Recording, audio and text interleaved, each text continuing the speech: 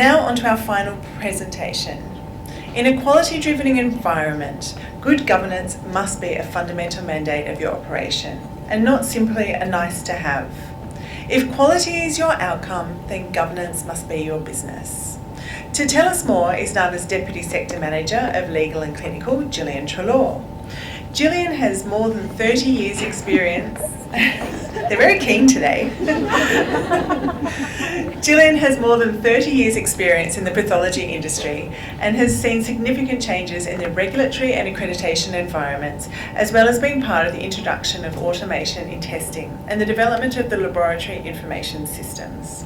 She's also recently been involved in the introduction of biobanking accreditation at NATA, as well as to international standards.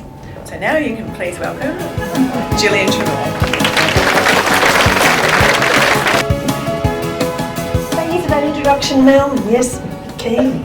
I'd like to welcome everybody here today to this Accreditation Matters event in Melbourne, my hometown, so welcome. I am going to talk about governance today, and in this short time we have together, I hope you can all see it's a very broad topic, applicable to everyone. Failure was not an option. That was the way Mission Controller Gene Cranch approached his role.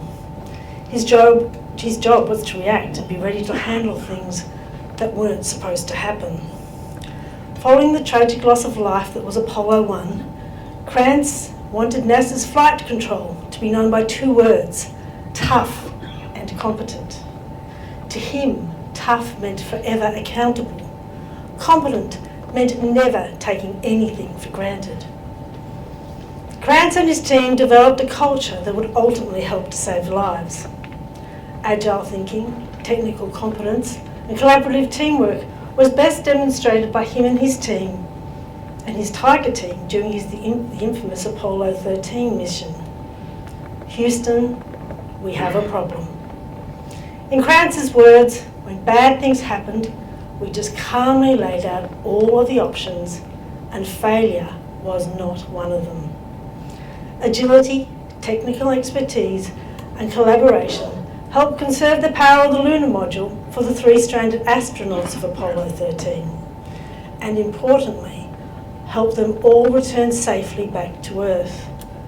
And it's these same three attributes that share a lot with today's topic of good governance. The idea of governance, which refers to the way power is exercised, the way decisions are made, and the way institutions are managed, has been present in human society for centuries. NASA is recognised for its strong governance practices.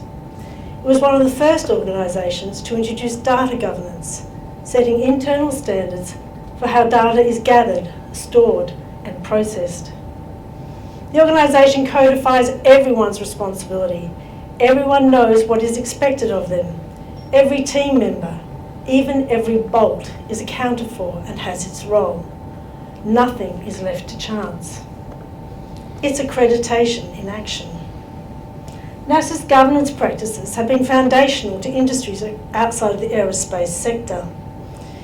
Its introduction of systems engineering for managing complex processes has been widely adopted in construction, engineering, and software development.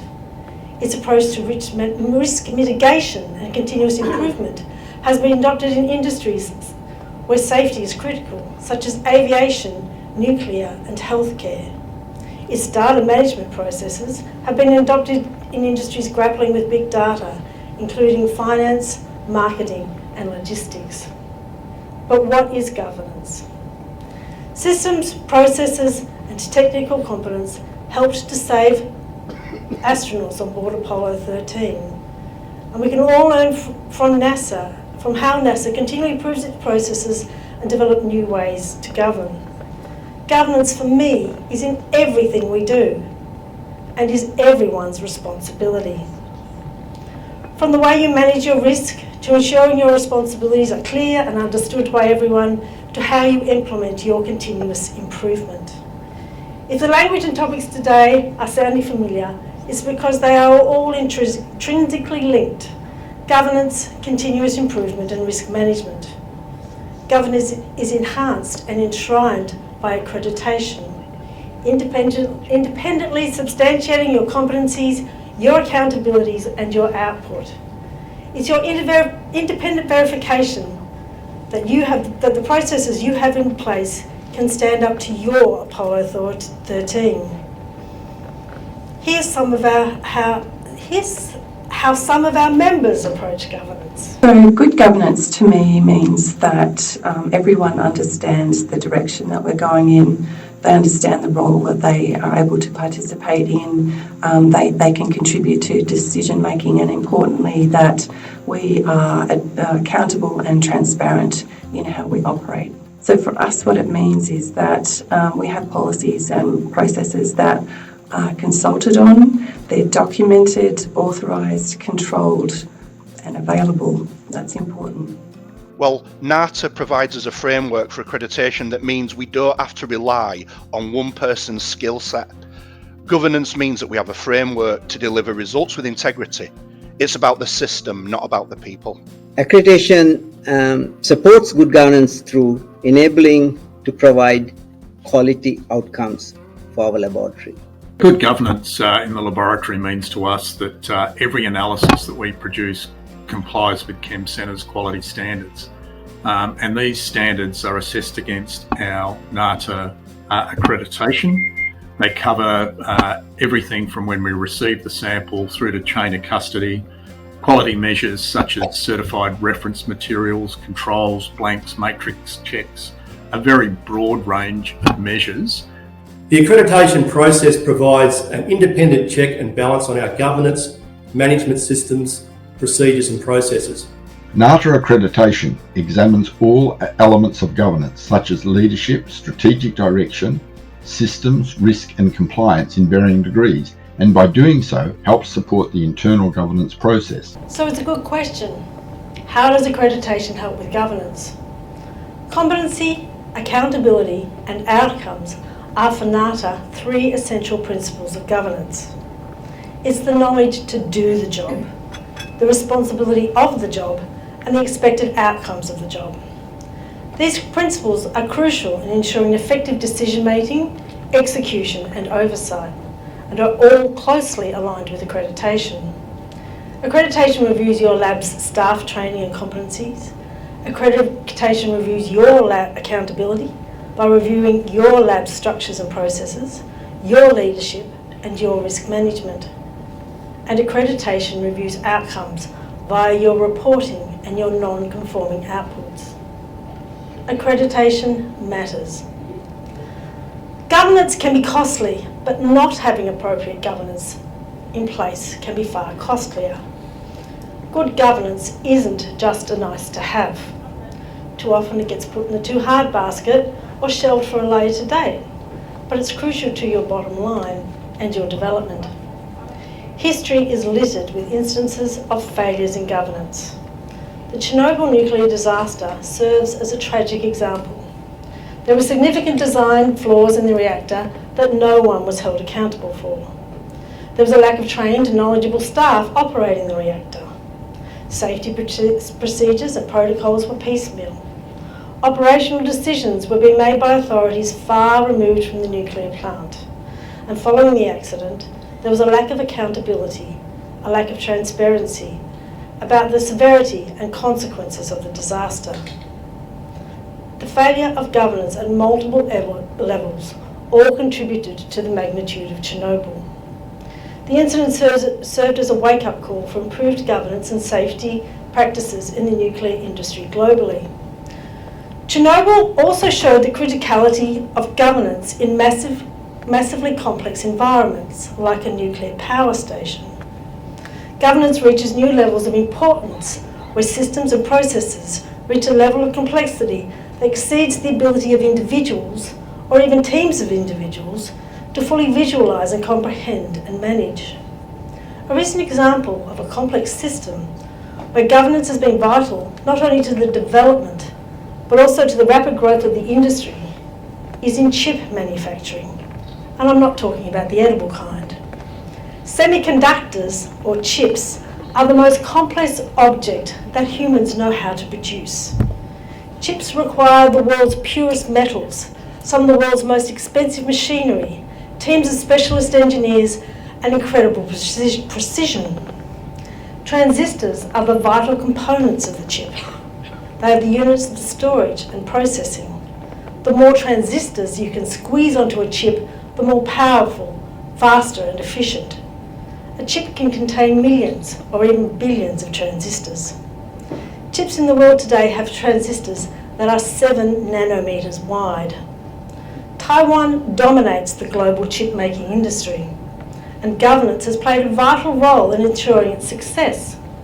The Taiwanese regulatory framework sets the guidelines and principles for chip development and ensures compliance, ethical practices and accountability. There are industry standards and best practices that have been developed by participants to promote interoperability, safety and security. Companies actively seek feedback from stakeholders, further fostering transparency, accountability and trust. As transistors have gotten smaller and smaller, there has been a requirement for higher and higher levels of governance to maintain precision and quality. Taiwanese manufacturers have managed to keep their failure rates below 20% on even some of the world's most advanced chips, whereas key global competitors struggle with failure rates of around 70%. Development of the industry in Taiwan has been so successful that there is one company that makes all of the world's advanced artificial intelligence chips. A fact not lost on international defence departments.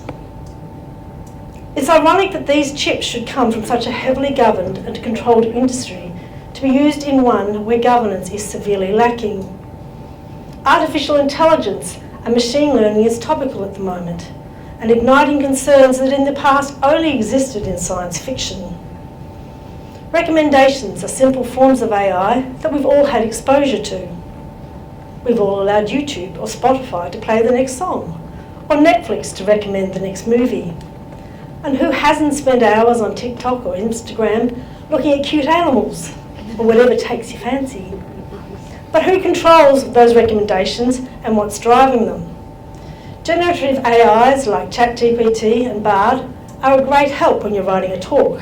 And full disclosure, I did use some prompts. But are there biases in the response, and who or what influences them?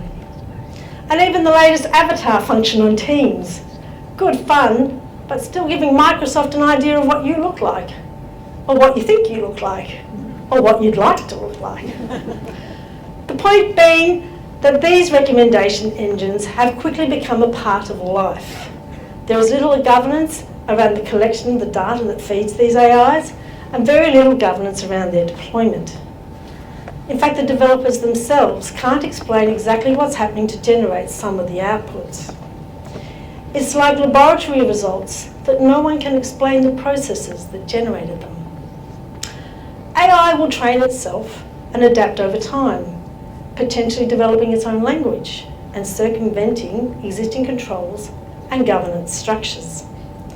Imagine then how AI could be used to influence war propaganda or an election result. This is something we should all be very concerned about. Just last month, the so-called godfather of AI, Geoffrey Hinton, resigned from Google, parting with the words, "It's hard to see how you can prevent bad actors using it for bad things." And he's not the only one who believes we need to approach what happens next with caution. The G7 called for the development of global standards for AI to keep it trustworthy, citing the governance of the technology has not kept pace with its growth. And thousands of researchers and scientists have penned an open letter calling for a halt on big-scale AI projects to give it time to put the necessary governance in place before we continue blindly and lose control. And in a blog post on the governance of superintelligence, OpenAI's ChatGPT CEO, Sam Altman, started the article with, "Now is a good time to start thinking about the governance of superintelligence." Governance in technology, and even in the technology of your own labs, needs to keep pace with industry, or it will pose a threat to your users, your stakeholders, or your products. To return to our space theme, with appropriate governance in place, in the movie 2001, A Space Odyssey, HAL would have opened the pod bay doors. So in conclusion, governance is in everything we do. You don't need to be a specialist in artificial intelligence or a NASA engineer or a cutting-edge chip manufacturer to understand how governance can improve and protect your laboratory. Good governance demands that efforts are made to plan, do, check, act. Continual improvements will be found from constant evaluation. It's about the journey to get better. There is no destination. And risk mitigation is empowering. NASA agreed with this in the way it considered all possible outcomes. Its meticulous scenario planning for Apollo 13 was part of its risk mitigation strategy and ensured that when the worst did happen, there was a planned process to fall back on. More evidence of good governance. Accreditation is itself a risk management tool, an external motivator with the knowledge of regular independent oversight. Accreditation matters, governance matters. So I leave you with a series of questions. What does governance look like in your organisation? Are you engaged in it? Or is it something you ignore, someone else's responsibility? Do you consider the NATA principles of competency, accountability and outcomes essential for your governance? How would your organisation respond when faced with an Apollo 13 or a Chernobyl disaster? And how will your organisation rise to the challenges of AI? Thank you.